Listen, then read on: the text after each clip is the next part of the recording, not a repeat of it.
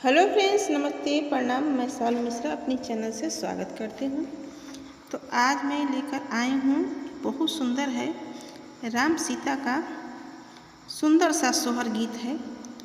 आप लोग के बीच प्रस्तुत करती हूँ। अच्छा लगे तो लाइक शेयर सब्सक्राइब ज़रूर करना और हमारा सपोर्ट कर लेना और सहयोग बनाए रखना। आप लोग से हाथ जोड़कर नम्र निवेदन है। तो आइए सुनाते हैं। सुन हो सुन बाबो लक्ष्मण, बात हमर मान हो, बात हमर मान हो। बाबो भाभी तोहर बसे नाई हरावा, जानका पूरा बाबो भाभी तोहर बसे नाई हरावा, जानका पूरा चलहु हो। आगे आगे चले भैया राम, पीछे पीछे लक्ष्मण हो। आगे आगे चले भैया राम, पीछे पीछे लक्ष्मण हो। भैया धैली हले जोगिया के रूप, जानका पूरा पहुँचे नु हो। भैया धैली हले जोगिया के रूप, जानका पूरा पहुँचे नु हो। सोने के घड़िलवा सीता रानी, कुआं नवा में पानी भरे, कुआं नवा में पानी भरे हो।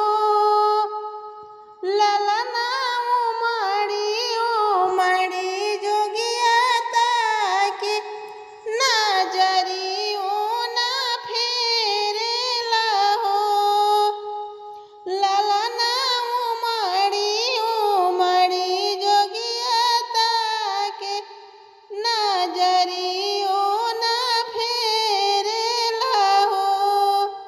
कैसे जी है मैया से बहिनिया नु हो, जोगिया कैसे जी है तोहरो तिरियावा, ताजे कर पिया जोगी भायो हो। जोगिया कैसे जी है तोहरो तिरियावा, ताजे कर पिया जोगी भायो हो। मैया त हमरो बोढ़ाई गईली, बहिनी ससुर गईली, बहिनी ससुर गईली हो। जेकर धानी बसे नाई हरावा, ओकर पिया जोगी भैले, ओकर पिया जोगी भैले हो।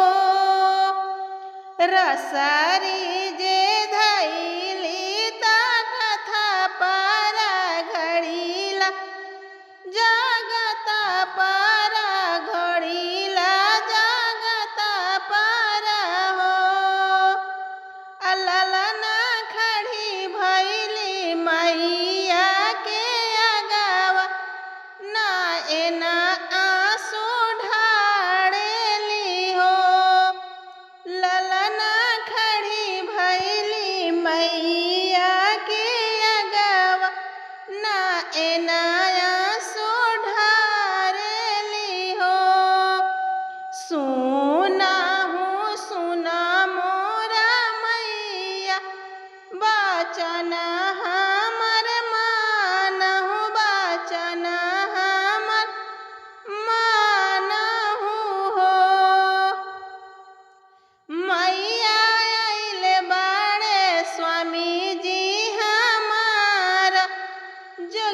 के भेष धइले नु हो।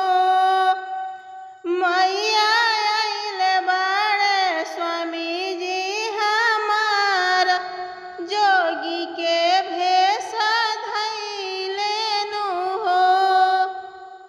एतना बचन सुनी मैया तो अड़पी तड़पी बोले, अड़पी तड़पी बोले हो।